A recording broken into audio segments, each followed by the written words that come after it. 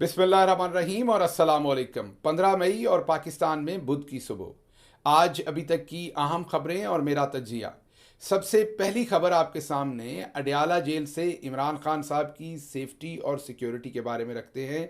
इस सिलसिले में इमरान खान की हमशीरा अलीमा खानम साहबा का ट्वीट, जिसमें उन्होंने बताया कि इमरान खान से मुलाकात पर मुकम्मल पाबंदी लगाई हुई है और किसी केस की हेयरिंग भी नहीं हो रही, क्योंकि केस में जब वकला जाते हैं, फैमिली जाती है, तो उनकी इमरान खान के साथ मुलाकात हो जाती है। अलीमा खानम साहबा बता रही हैं कि इमरान खान साहब से मुलाकात जो केस में होती थी, अब केस की हेयरिंग भी नहीं की जा रही। उसकी डेट तो थी, लेकिन उस डेट के ऊपर जानबूझकर हेयरिंग नहीं की गई ताकि इमरान खान से मुलाकात ना हो सके।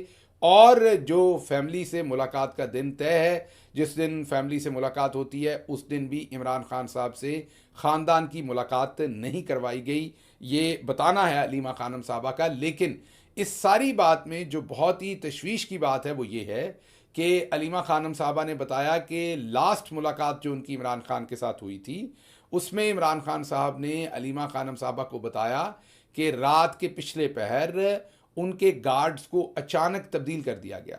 जब अगले दिन उन्होंने पूछा कि गार्ड सारे कहाँ गए, जो गार्ड्स उनकी सिक्योरिटी पर रोज़ वहाँ पर लगे हुए थे जेल हकाम की तरफ से या जेल के अंदर जो गार्ड्स थे, उन सबको तब्दील कर दिया गया। और जब इमरान खान साहब ने पूछा कि वो किधर गए हैं, तो उनको बताया गया कि वो 2 महीने की छुट्टी पर चले गए हैं। जी हाँ, पूरे 2 महीने की छुट्टी पर उनको भेज दिया गया है। और इससे आप खुद समझ सकते हैं कि वहाँ पर किस तरह की अंदर जो सिक्योरिटी से रिलेटेड जब ऐसी तब्दीलियाँ की जाती हैं, तो जो पाकिस्तान का माजी है उस वजह से फिर तशवीश तो फैलती है। और अलीमा खानम साहबा ने ये जो ट्वीट किया है, इस पर पूरे पाकिस्तान को तशवीश है। और हम आपके साथ ये खबर शेयर कर रहे हैं कि इस वक्त ना ही इमरान खान साहब से किसी को मुलाकात करने दी गई है, ना ही शाह महमूद कुरैशी साहब से। और एक दफ़ा फिर ये प्रिटेक्स्ट यूज़ किया गया है, बहाना यूज़ किया गया है कि सिक्योरिटी का मसला है जेल में, इसलिए ना ख़ानदान की मुलाकात करवाई जा रही है, ना ही इमरान खान साहब के जो केसेस की समाअत थी वो हो रही है कि उसमें उनकी मुलाकात हो। और तीसरी बात जो इमरान खान साहब ने अपनी हमशीरा को बताई कि उनके सिक्योरिटी गार्ड्स को जिस तरीके से चेंज किया गया है, ये सारी चीज़ें इकट्ठी करके पढ़ें तो खासी तशवीश होती है। क्योंकि आपको बार बार हम बता चुके हैं कि अब चौधरी निज़ामुद्दीन इस पूरे खेल में, जिसमें उन्होंने ताकत का अंधा इस्तेमाल किया, जिसमें उन्होंने पाकिस्तान के कानून आइन को तोड़ा, पाकिस्तान की समाजी इक़दार को तोड़ा, कोई चीज़ रहने नहीं दी, उसमें सब कुछ करने के बाद भी उनके हाथ खाली हैं और वो कमज़ोर खड़े हैं। उनके पास अब सवाए इमरान खान की खुदा न खास्ता ज़िंदगी ख़त्म कर देने के अलावा उनके पास अब ये जो फसाड है, ये जो झूठी जंग उन्होंने शुरू की हुई है, इसमें और कोई ऑप्शन बाकी बचता नहीं है। इसलिए बहुत ही ज़्यादा हमें तशवीश है उनकी सेहत की, उनकी सेफ्टी की, उनकी सिक्योरिटी की। और हम जो आला ओहदों पर बैठे लोग हैं उनसे ये तकाजा करेंगे कि वो फौरी तौर पर इमरान खान की जो मुलाकात है उसको रिस्टोर करें या केसेस की समाअत को रिस्टोर करें, क्योंकि ये सब कुछ जो हो रहा है इससे पूरे मुल्क के तूलो अर्ज़ में तशवीश फैल रही है। दूसरी खबर आपके सामने रखेंगे इस्लामाबाद से ही। अहमद फरहाद बहुत ही अच्छे मायानाज शायर हैं और एक बेहतरीन रिपोर्टर हैं। अभी कश्मीर में जो कुछ हो रहा था, और मेरा ख्याल उनका ताल्लुक भी कश्मीर से है, तो कश्मीर में जो कुछ हो रहा था उस पर रिपोर्टिंग भी कर रहे थे। और उनको पिछली रात गए, अब उनके घर से उठा लिया गया है। जी हाँ, अहमद फरहाद जो कि एक शायर हैं, एक सहाफ़ी हैं, उनको उनके घर से एजेंसीज़ ने उठा लिया है और साथ सीसीटीवी फुटेज भी चोरी करके ले गए हैं। ये उनका पुराना वतीरा है कि जहाँ से जिसको उठाओ, साथ सीसीटीवी फुटेज भी उठा लो। उसका फ़ायदा ये होता है कि फिर जितने दिन दिल करे, मर्ज़ी करे, उतने दिन आप उस बंदे को जो है वो गायब कर रखें और पुलिस के सिस्टम में ही ना लाएं, उसकी एफआईआर ही दर्ज ना करें या उसको किसी अदालत के सामने पेश ना करें, उस पर तशद्दुद करें और बाद में जब दिल करे तब छोड़ दें। तो इसलिए ये सीसीटीवी फुटेज जो है वो हमेशा गायब की जाती है। जब मुझे गिरफ़्तार किया गया था तो तब भी उठाया गया था, अगवा तो नहीं, गिरफ़्तार तो नहीं, अगवा किया गया था, तब भी सीसीटीवी फुटेज हर जगह से चोरी कर ली गई थी। वो तो एक वहाँ पर किराना की दुकान थी शायद, उसने बल्ब के अंदर कैमरा लगाया हुआ था, मीन जैसे खुफिया कैमरा होता है, बाहर एक बल्ब लगा था जिसमें सीसीटीवी कैमरा था गालिबन, और उसकी वजह से वो फुटेज हाथ आ गई थी हमारे, और मीन जो बाहर हमारे लोग थे उनके, और जिस वजह से पता चला कि मुझे कहाँ से अगवा किया गया और कैसे किया गया। तो बाद में फिर कोई तकरीबन 10-12 घंटे के बाद मुझे प्रोड्यूस किया गया था और जाली एफआईआर काटी गई थी। और वरना शायद लंबा अरसा जो है वो बग़ैर एफआईआर के ही गायब किया जाता, जैसे और बहुत सारे लोगों को गायब किया जाता है। एनीवेज़, ये एक बहुत ही तशवीशनाक ख़बर है जो अहमद फ़राद साहब की हम सामने रख रहे हैं। अहमद फ़राद साहब का कुछ कलाम है, वो भी वीलॉग के आखिर में आपके सामने रखेंगे, जिसमें उन्होंने हाल ही में अपना एक कलाम शेयर किया था कि इसे उठा लो। उनको शायद पता नहीं होगा कि इस कलाम के बाद उन्हें ही उठा लिया जाएगा, या शायद पता था लेकिन उसके बावजूद अपने ज़मीर के हाथों मजबूर थे कि वो सच बोलना चाहते थे, सच रिपोर्ट करना चाहते थे। बहरहाल, सहाफ़ी अहमद फ़राद के लिए हम आवाज़ उठा रहे हैं और दुआ करेंगे और ये इल्तमास भी करेंगे अपने इंटेलिजेंस इदारों के साथ कि ये आपके अपने मुल्क के शहरी हैं, इनके साथ ऐसा सलूक ना करें और ये सब कुछ बंद होना चाहिए। ये सारा ड्रामा उठाने का, अगवा करने का अब बंद होना चाहिए। अच्छा जी, अगली खबर आपके सामने रखते हैं, जो हाल ही में उमर अयूब साहब के ऊपर एक हमला किया है ख्वाजा आसिफ ने असम्बली के अंदर। उमर अयूब क्योंकि तकरीर कर रहे थे, पाकिस्तान तहरीक इंसाफ का point of view, Imran Khan का point of view opposition leader के तौर पर असम्बली के अंदर दे रहे थे और कह रहे थे कि जो DGSPR ने प्रेस कॉन्फ्रेंस की और उसमें हमें इंतशारी टोला का और माफ़ी मांगने की उन्होंने हमसे कहा है, तो माफ़ी वो मांगें जो कुछ उन्होंने किया है। और उसके साथ साथ उन्होंने DGSPR को ये भी याद करवाया कि आप मुहाफ़िज़ हैं, मालिक नहीं हैं। और ये भी बताया उमर अयूब ने कि आप आइन में आप रियासत नहीं हैं, आप रियासत का एक इंस्टीट्यूशन है लेकिन आप रियासत नहीं हैं। आपने जो अपने आप को रियासत समझ लिया और सारे फैसले आप करते हैं, ये आप नहीं कर सकते। ज़ाहिर है इसके ऊपर फिर पाकिस्तान के चौधरी निज़ामुद्दीन, जिन्होंने ज़ाहिर है फॉर्म 47 पर जताया, उन्होंने ख्वाजा आसिफ को उश्कल दी कि आप इस पर जवाबी हमला करें। ख्वाजा आसिफ ने जवाबी हमला किया और जवाबी हमला ये किया कि अयूब खान पर आर्टिकल 6 लगना चाहिए और उन्हें कब्र से निकाल कर उनको सज़ा देनी चाहिए।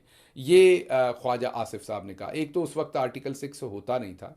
मैं बिल्कुल, क्योंकि मैं पाकिस्तान की हिस्ट्री में डेमोक्रेसी के साथ हूँ, तो मैं बिल्कुल ये समझता हूँ कि अयूब खान साहब ने जो मार्शल लगाया था गलत लगाया था। अगर सबको सज़ा दी जाती है तो बिल्कुल उनको भी देनी चाहिए। मैं ये बिल्कुल किसी सूरत भी जस्टिफाई नहीं करता उनका, ना करूँगा। लेकिन सिर्फ ये आपको बता दें कि उस टाइम 124 था आर्टिकल या आइन की शिक, जिसके तहत कुछ हो सकता था।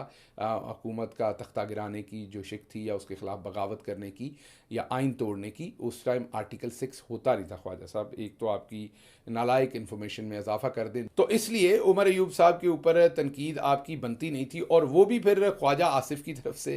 ख्वाजा आसिफ साहब को अपना दामन देखना चाहिए। ख्वाजा आसिफ साहब के वालिद मोहतरम ख्वाजा सफदर मरहूम, अल्लाह उनके दर्जात बुलंद करे, वो ज़ियाउल हक साहब के मजलिस शूरा के मेंबर थे। जी हाँ, ज़ियाउल हक साहब के मजलिस शूरा के मेंबर थे। मतलब ख्वाजा आसिफ साहब की पैदाइश ही मिलिट्री डिक्टेटर के हाथों में हुई। मतलब उनके वालिद साहब को भी मिलिट्री डिक्टेटर ने बनाया, आगे से उनको भी मिरास में जो सियासत मिली, जिस सियासत को वो आगे लेकर चलते हैं वो, और फिर ख़ुद भी बार बार बूट पॉलिश करने पर ये जीते। याद कीजिए, पहले जनरल बाजवा को मैसेजेस करके जीते, उसके बाद ख़ुद माने इस बात को कि मैंने मैसेज किया था और उन्होंने मुझे जिताया। और उसके बाद हाल ही में अब अम्मा रेहाना डार इनसे जीत चुकी थी, ये हार चुके थे फॉर्म 47 पर, फिर इन्हें डिक्टेटर्स ने जितवाया और अब ये पता नहीं, समझ नहीं आती किस मुंह से ये बात कर रहे हैं। और इनको हमेशा पुराने डिक्टेटर्स को सज़ा दिलवानी होती है, जो हाल में प्रेजेंट डिक्टेटर होते हैं उनके ये बूट पॉलिश करते हैं, और जो अल्लाह को प्यारे हो जाते हैं उनको सज़ा दिलवानी होती है, क्योंकि वो इनको पूछ नहीं सकते, वो इनका NRO रोक नहीं सकते।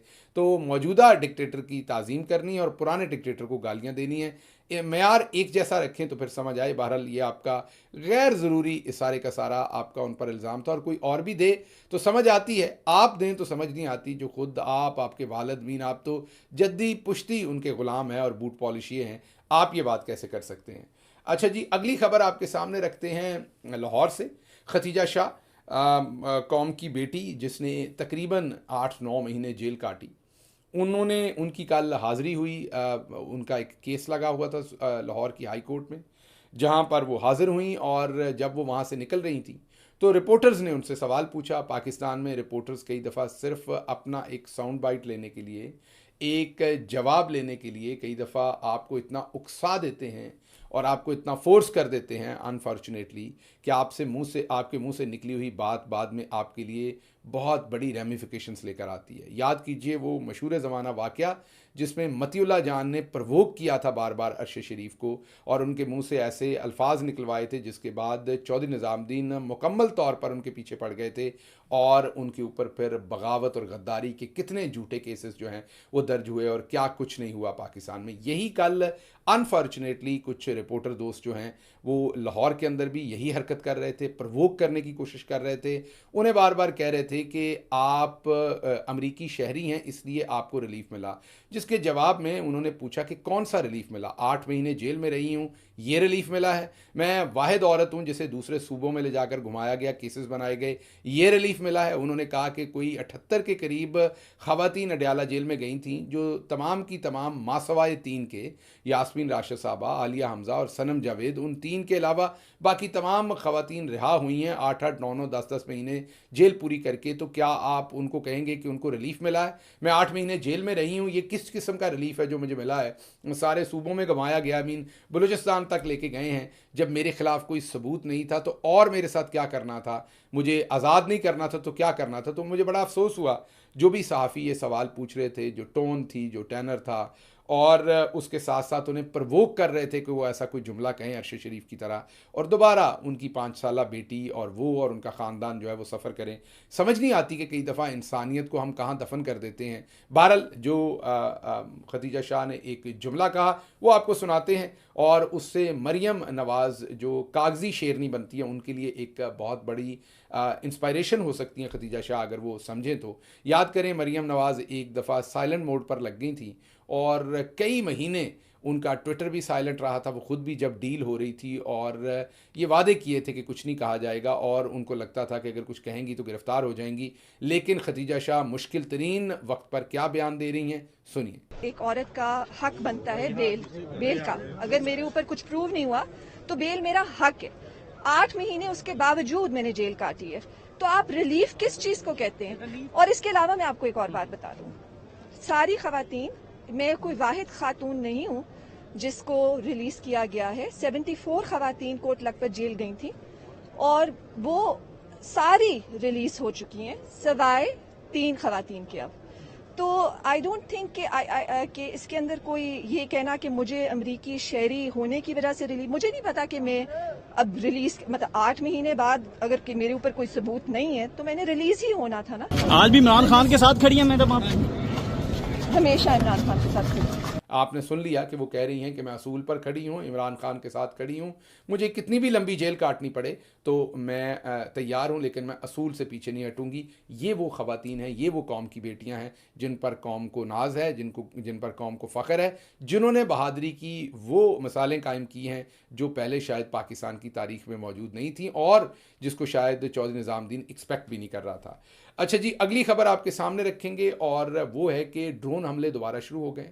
जनूबी वज़ीरिस्तान में ड्रोन हमला हुआ है जिसमें एक ही ख़ानदान के बहुत सारे अफराद जो हैं वो खालिक हकीकी से जा मिले हैं। ये बहुत ही अफसोसनाक खबर है। इमरान खान ने हमेशा ड्रोन हमलों के ख़िलाफ़ स्टांस लिया है, लेकिन ये सब कुछ दोबारा शुरू हो रहा है। अभी ये प्रीमेच्योर खबर, प्रीमेच्योर का मतलब ये है कि ड्रोन हमला तो हुआ है लेकिन वो किसने किया है ये अभी हुकूमत पाकिस्तान ने नहीं बताया और ना हमें लगता है कि हुकूमत पाकिस्तान बताएगी, क्योंकि ये जो कुछ भी हुआ है रजीम चेंज के बाद ये आप समझ सकते हैं क्या हुआ है। बहरहाल अभी जो इनिशियल इन्फॉर्मेशन है वो आपके सामने शेयर किया कि ड्रोन हमला हुआ है जिसमें मुतअद्दिद हलाकतें हुई हैं और इसकी अभी तक हुकूमत पाकिस्तान ने किसी किस्म की कोई इन्फॉर्मेशन नहीं दी, ना ही वो देंगे, क्योंकि लग रहा है कि ये साजबाज की वजह से ही हो रहा है। अच्छा जी, justice Mohsin Akhtar Kiyani Islamabad high court के तगड़े जज हैं, दलेर जज हैं। याद कीजिए बलूचिस्तान के जो मिसिंग स्टूडेंट्स का केस था वो भी इन्होंने सुना था, तगड़े रिमार्क्स दिए थे। अभी ये तौहीन अदालत के केस का जो बेंच बना है, जो जस्टिस बाबर सत्तार को मलाइन करने के लिए पाकिस्तान के कुछ टाउट सहाफ़ी और कुछ और लोगों को इस्तेमाल करके सोशल मीडिया पर चौधरी निज़ामुद्दीन ने कैंपेन शुरू की थी ताकि बाबर सत्तार जो हैं वो केस छोड़ दें, जो खुफिया रिकॉर्डिंग्स का केस वो सुन रहे हैं उसको छोड़ के साइड पे हो जाएं।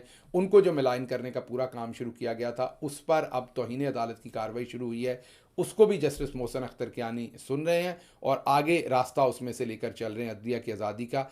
कल ही उन्होंने रिमार्क्स दिए थे कि इमरान खान को, नाम उन्होंने नहीं लिया था, लेकिन उन्होंने उनकी जो बात था कि एक शख्स को यहाँ से गिरफ़्तार किया गया, अगवा किया गया, हाई कोर्ट को तोड़कर, सामान तोड़कर, चीज़ें तोड़कर, और बाद में सुप्रीम कोर्ट ने उसे गैर आइनी करार दिया। हम चाहें तो उसकी इंक्वायरी कर सकते हैं और इंक्वायरी करेंगे तो बहुत कुछ सामने आएगा। तो मोहसिन अख्तर कियानी साहब का ये जो बयान था इमरान खान के बारे में और जिस तरह से वो केसेस को सुन रहे हैं और चौधरी निज़ामुद्दीन से वो किसी सूरत भी मरूब नहीं हो रहे, उसके बाद अब एक दरख्वास्त दिलवाई गई है आला अदलिया में जस्टिस मोहसिन अख्तर कियानी के ख़िलाफ़ कि वो इख्तियारात का नाजायज़ इस्तेमाल कर रहे हैं। उन्होंने अपने रिश्तेदारों और साथी वकीलों को फ़ायदे दिए, पता नहीं क्या क्या उसके अंदर बकवासियात उस एप्लीकेशन के अंदर लिखा गया है। और पर्पज़ उनको मिलाइन करना है, पर्पज़ उनको मज़ीद हरास करना है, पर्पज़ उनकी किरदार कशी करनी है ताकि justice Babar Sattar, justice Mohsin Akhtar Kayani, justice Jahangiri और दूसरे जजेस जो हैं जो इस केस को सुन रहे हैं वो इस केस को ना सुने और इन मामलात को दबे रहने दें और चौधरी निज़ामुद्दीन का पूरा जो फसाड है वो नंगा ना हो। अच्छा जी, अगली खबर बड़ी इंटरेस्टिंग है। फ़हद शहबाज बहुत ही मायानाज रिपोर्टर हैं, पहले दुनिया टीवी में थे, अब पब्लिक न्यूज़ में अपना वीलॉग भी करते हैं, ज़रूर सुना कीजिए। अच्छे सहाफ़ी हैं, वो एक नई खबर लेकर आए हैं और अच्छी खबर है उनकी। उन्होंने खबर दी है कि मोहसिन नकवी साहब, जिनकी अहलिया मुबैना तौर पर कहा जाता है कि वो शायद आर्मी चीफ़ की रिलेटिव हैं, या हमें कंफर्म नहीं है, सोशल मीडिया पर कहा जाता है मुबैना तौर पर, या अफवाह कह लें, तो उनकी जो जायदाद निकली है मोहसिन नकवी साहब की जो अहलिया हैं उनकी दुबई लीग्स के अंदर, उस पर फ़हद शहबाज साहब ने बड़ी एक ज़बरदस्त स्टोरी लेकर आए हैं कि मोहसिन नकवी साहब जो हैं वो कंबोडिया, जी हाँ, आप में से बहुत सारे लोगों ने तो नाम सुना होगा, कुछ ने शायद ना सुना हो, कंबोडिया के अज़ाज़ी सफ़ीर रहे हैं। और अब आप सोच रहे होंगे कि अज़ाज़ी सफ़ीर बनने की और वो भी कंबोडिया की क्या ज़रूरत पेश आ गई मोहसिन नकवी साहब को। तो हम आपको थोड़ा सा बता देते हैं बैकग्राउंड, कंबोडिया का बता देते हैं, ये तो वो बताएंगे वो क्यों अज़ाज़ी सफ़ीर बने, लेकिन जो अमेरिका का स्टेट डिपार्टमेंट है, और ये फ़हद शहबाज की स्टोरी है, उनको हम इसका क्रेडिट देते हैं। अमेरिका का जो स्टेट डिपार्टमेंट है वो बताता है कि दुनिया में जो 180 ममालिक की लिस्ट है जहाँ पर मनी लॉन्ड्रिंग सबसे ज़्यादा होती है, उसमें टॉप 20 कंट्रीज़ के अंदर कंबोडिया का शुमार होता है, जहाँ पर इंसानी हकूक़ की वायलेशंस होती हैं, जहाँ पर सबसे ज़्यादा मनी लॉन्ड्रिंग होती है, सबसे ज़्यादा करप्शन होती है। तो दुनिया के टॉप 20 कंट्रीज़ में कंबोडिया का शुमार है। तो मोहसिन नकवी साहब ने पहले तो हमारे अपनी तरह का मुल्क ढूंढा है और फिर वहाँ की एजाज़ी शहरियत लिया, और अब ये ज़ाहिर है एक प्रामा फशाए लग रहा है कि अगर एक जिसको आप मनी लॉन्ड्रिंग हेवन कह सकते हैं उस कंट्री के एजाज़ी सफ़ीर बने हैं, तो क्या कहीं मनी लॉन्ड्रिंग में कोई इंटरेस्ट तो नहीं था मोहसिन नकवी साहब का। और दूसरा सवाल है कि क्या ये जो दुबई की प्रॉपर्टीज़ हैं इनका कुछ लेना देना तो नहीं है। और ये सवालात हैं जिसके जवाबात उनको देने चाहिए, मेरा नहीं ख्याल वो देंगे। लेकिन सबसे अहम बात यह है कि वो कंबोडिया के आज़ादी सफ़ीर बने, जाकर out of nowhere and no other country उन्होंने कंबोडिया को चूज़ किया कि मैंने आज़ादी सफ़ीर बनना है। तो आप खुद समझ सकते हैं कि ताने बाने कहाँ से कैसे हिलते हैं। अच्छा जी, पंजाब में जो एक नया बिल ज़ुबानबंदी का ला रहे हैं, डेफेमेशन का नया बिल ला रहे हैं और मीन नया कानून बना रही है पंजाब असम्बली। 2024 ये कानून होगा और कानून ये यही होगा कि कोई किसी के बारे में कोई स्कैंडल ना लेकर आए, जैसे गंदम का स्कैंडल है। दूसरा मीन सहाफ़ियों की, सादा लफ्ज़ों में आपको बता देता हूँ कि सहाफ़ियों की आवाज़ बंदी करने के लिए, फ्रीडम ऑफ एक्सप्रेशन को कर्टेल करने के लिए कि नई कानून साजी कर रहे हैं। हालांकि तमाम कानून पहले से मौजूद हैं और उनका बेदरेग इस्तेमाल भी हो रहा है। और अभी अहमद फराद साहब को तो पता नहीं किस कानून में उठा लिया है इस्लामाबाद से, तो तमाम सारी चीज़ें मौजूद हैं। उसके बावजूद अब पंजाब असम्बली के अंदर ये नया कानून पास करवाया जा रहा है और इस कानून के अंदर जो सहाफ़ी हैं या कोई भी शहरी है जो सोशल मीडिया के ऊपर कोई भी सच बोलता है, उसकी आवाज़ दबाने के लिए कानून बनाया जा रहा है। और जल्दी इतनी है कि स्पीकर साहब ने पंजाब असम्बली के फ़ौरन इसे कमेटी के स्पुर्द कर दिया। आप देख लेंगे कमेटी फ़ौरन इसको रिकमेंड करेगी और अगले चंद दिन में ये कानून बनाकर इम्प्लीमेंट करके लोगों का गला घूंटा जाएगा। क्योंकि अब मरियम साहबा के बहुत सारे फाइनेंशियल स्कैंडल आने वाले हैं। गंदम का एक आया, रमज़ान पैकेज का आया, टायरों का आया, हेलीकॉप्टर का आया, स्कूल की किताबों का आया और बहुत कुछ बेशुमार हैं जो रमज़ान रमज़ान पैकेज में घी खरीदा, बहुत सारे स्कैंडल अभी तक मरियम के आ चुके हैं, फाइनेंशियल स्कैंडल उनकी गवर्नमेंट के, और फाइनेंशियल स्कैंडल्स भी आने हैं। उन सबको दबाने के लिए अब ये कवानीन बनाए जा रहे हैं। लेकिन वो सहाफ़ी जो दिन रात चीखे मारते थे इमरान खान के ज़माने में, ज़रा सी कोई बात हो जाती थी, अब सब सत्तू पी के सोए हुए हैं। और हालांकि सत्तू अभी मिलते हैं गंदम की फसल काटने के बाद, इनको सत्तू पिछले 2 साल से पता नहीं किसने सप्लाई किए हैं, मुकम्मल सत्तू पीकर सोए हैं, कोई बात करके राज़ी नहीं। अच्छा जी, एक और ख़बर लाहौर से। जब कश्मीर के अंदर ऑपरेशन हो रहा था, फायरिंग हो रही थी, जिस सिलसिले में अहमद फराद साहब को भी अब अगवा किया गया क्योंकि वो कश्मीर पर रिपोर्टिंग कर रहे थे, उसी टाइम लाहौर की सड़कों पर आर्मी के बहुत सारे जवान नज़र आए। शायद कोई फ्लैग मार्च हो रहा हो, कोई ड्रिल हो रही हो, या लोगों को डराने की कोशिश हो रही है, मुझे नहीं पता ये क्या वजह थी। लेकिन बहरहाल लोग ये सवाल पूछ रहे हैं कि जनाब ये 9 मई को कहाँ थे? इतने सारे जवान जो अब लाहौर की सड़कों पर हज़ारों की तादाद में फ़ौजी जवान उस दिन मार्च कर रहे थे, ये 9 मई वाले दिन कहाँ थे? ये किसी ने जवाब नहीं दिया और ना देना है। अच्छा जी, ब्यूरोक्रेसी पर शाह खर्चियाँ जारी हैं। आपको मैंने बार बार बताया कि चौधरी निज़ामुद्दीन जो है, एक तो डरा कर ज़मीर खरीदते हैं, दूसरा पैसा देकर ज़मीर खरीदते हैं, बिल्कुल जैसे ईस्ट इंडिया कंपनी किया करती थी, वही फार्मूला है सारे का सारा। और हमारी ये जो स्ट्रेटजीज़ हैं वो एक्सटेंशन ही हैं ईस्ट इंडिया कंपनी की। तो जैसे मिस्र में हमारे लफाफे इस टाइम आपके पैसों पर अय्याशी कर रहे हैं, इसी तरीके से जो ब्यूरोक्रेट्स हैं और ब्यूरोक्रेसी है, उनको अब नए पैसे दिए जा रहे हैं। उनके दफातर की तज़ीन व आराइश पर 11 अरब रुपए खर्च होंगे। जी हाँ, एक तरफ मुल्क के पास पैसे नहीं हैं और मुल्क को लाले पड़े हुए हैं डिफ़ॉल्ट होने के, और ख्वाजा आसिफ बताता है मुल्क डिफ़ॉल्ट हो चुका है, ये वज़ीर दिफा ने बताया था, होना नहीं है। और दूसरी तरफ दफातर की तज़ीन व आराइश के लिए 11 अरब रुपए खर्च किए जा रहे हैं। और इससे पहले आपको बताया था कि 60 ब्यूरोक्रेट्स को गालिबन मुल्क से बाहर भेजने के लिए $6 लाख की इनिशियल अप्रूवल थी, और वो कई मिलियन डॉलर्स बाद में बनेगा वो खर्चा, आप देखेंगे।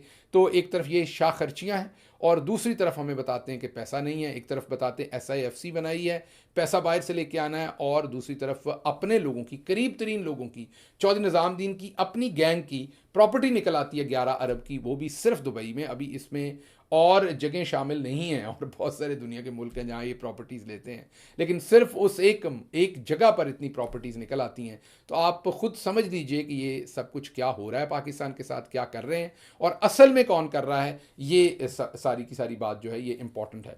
अच्छा जी, नैब ने नून लीग का गंदम का स्कैंडल बंद कर दिया, गंदम और आटा का स्कैंडल जिसमें उन्होंने पैसा बनाया था। नैब ने कहा ये तो घर के बंदे हैं, इनके बारे में ये स्कैंडल हमें देने की कोई ख़ास ज़रूरत नहीं है। गाजी फैब्रिक बड़ा नाम है इंडस्ट्री में, उन्होंने अपने स्पिनिंग यूनिट्स को अगले नोटिस तक बंद कर दिया। इससे पहले आपको बता चुके हैं ऊबर अपना बिजनेस बंद कर चुका है, फाइज़र पाकिस्तान में अपना बिजनेस बंद कर चुका है। गाड़ियां बनाने वाली जो कंपनीज़ हैं, हालांकि पाकिस्तान में होशरुबा कीमतें वसूल करती हैं, उसके बावजूद उनका कारोबार जो है वो इस टाइम बहुत मुश्किल में है। तो ये सारे मामला चल रहे हैं। वीलॉग फिर लंबा हो जाता है, ख़बरें तो और बहुत सारी हैं जो आपको देनी थी, लेकिन वीलॉग लंबा हो जाता है, इसलिए आपसे इजाज़त चाहेंगे। अल्लाह आपका हामी नासिर हो। पाकिस्तान जिंदाबाद।